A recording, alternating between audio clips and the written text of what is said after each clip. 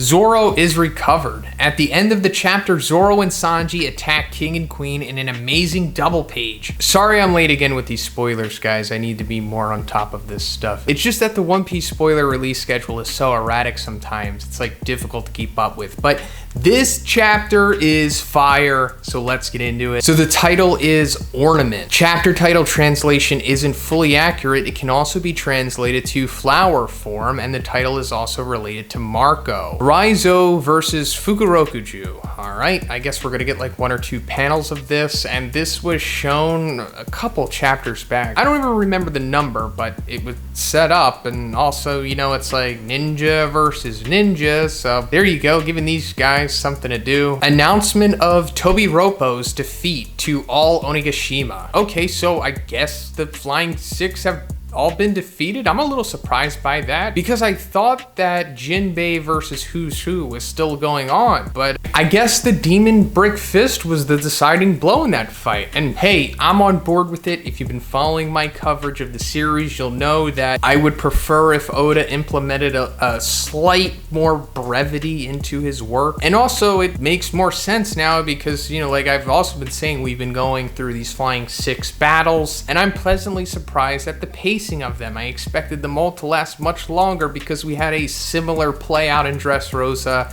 and we all know how long that was. So maybe Oda learned from that and took the feedback into consideration possibly. But also, I guess that means that like when Big Mom Conqueror punched Page One, that was it for him too. So Page One doesn't even get like a ceremonious defeat from one of the Straw Hats. He just gets laid out by Big Mom and that's it. And also, I guess Ulti was defeated by Nami and Zeus too? Okay, cool. I'm all for it. Let's just keep it moving. 15 minutes left until Onigashima lands in Wano. So the ticking clock is updated here, and of course 15 minutes in battle manga time is pretty much 15 hours, especially in One Piece time. But I still am very intrigued by this because I'm curious to see how Oda is going to handle Onigashima landing on Wano, because it might actually happen. Not to the extent of killing everybody in Wano, of course, but there could be some trickery implemented where they're all like evacuated and then it comes down, but it winds up like benefiting the Alliance for some reason instead of the Beast Pirates. And I've also mentioned this in one of my reviews before, but this is like my way out there crazy, you know, letting it ride theory. But I think there's like a small chance, and it would be incredible if this did happen, but Luffy, you know, in his final fight with Kaido, unlocks his Devil Fruit Awakening, which, you know, it's coming sooner or later since we are nearing the end of the series at this point. I'm assuming Luffy has to get a Devil Fruit Awakening before it's over. So once he gets that, he might like make all of Onigashima into rubber, essentially making it into a giant rubber ball so that when it finally does land on Wano, it just bounces. You know, I think that would be amazing, and I could totally see Oda doing something like that. Again, far out theory, wild speculation, just something I thought that would be cool. Killer versus Hawkins. So we're coming back to this, and I do like these two characters, and I like that they're going against each other, but I do think that the outcome of this is going to leave both of them looking kind of strong, you know, and I do think that Hawkins is going to come over to the Alliance eventually. He is a supernova after all.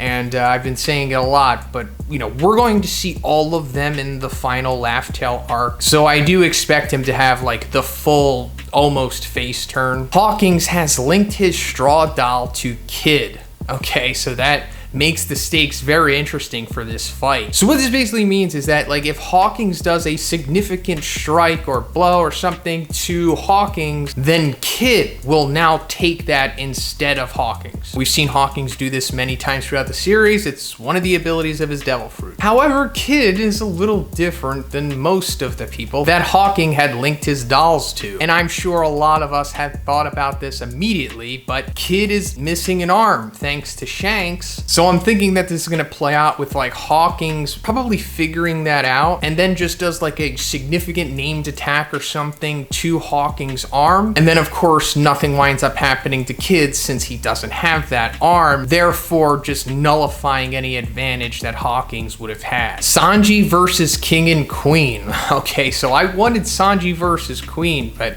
I mean, if you want to throw King in there too, sure, but clearly that's not going to go too well for him because Sanji says that it is difficult to deal with both at the same time and collapses. No surprise there. Sanji can probably barely already take on a Yonko commander already at this point, so there's no way he's taken two, especially two of the strongest that we know of. Nekomamushi attacks Perospero, who tried to attack Sanji with a candy arrow, so that's also setting up another final battle here, and we knew that was coming up because a couple chapters back, I think Shishilian or one of the minks told Nekomamushi that like, hey, Perospero's still here, that guy who killed Pedro, even though he didn't. Pedro took himself out, but Perospero, you know, kind of has to take the blame if someone does, you know, and it's not Pedro himself. And Nekomamushi being tied to Pedro makes sense that he's going to be the one to take down Perospero here. Marco blocks King's attack. All right, Marco's back. Marco tells King that he heard a long time ago that there was a race capable of creating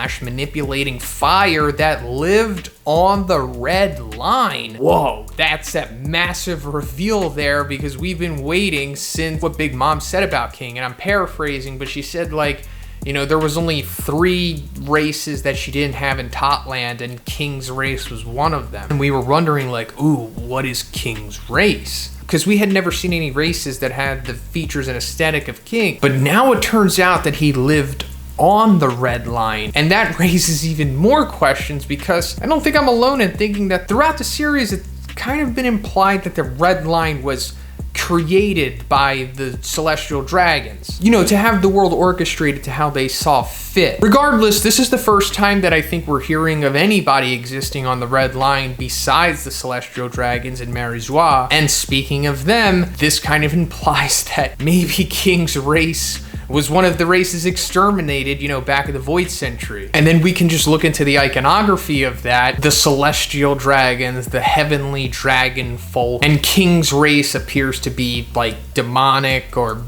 underworld-esque or whatever. So maybe they took all of them out back in the day, but how did King survive and why is he still alive to this day? And also that makes sense why he's on Kaido's crew, because Kaido knows way more than like 99.9% of the people in the One Piece world anyway. So it's very possible that he might have known that King is like the last surviving member of like one of the Void Century races or something. Zoro is recovered. At the end of the chapter, Zoro and Sanji attack King and Queen in an amazing double page. Zoro says, if we win this battle, and then Sanji says, yes, we'll be closer to that. And they both say Luffy becomes the king of the pirates. No break after this chapter. So of course this is awesome. Zoro coming to save Sanji and both of them fighting Queen and King. And this means that Zoro is finally going to fight King. Something I've been asking for so long. But there could be something different to this. Instead of the standard, you know, Sanji fights his dude, Zoro fights his dude, maybe they fight together. And we get like this tornado tag team match. I think that would be incredible and certainly change things up than, you know, what they typically are. I'm not gonna get my hopes up because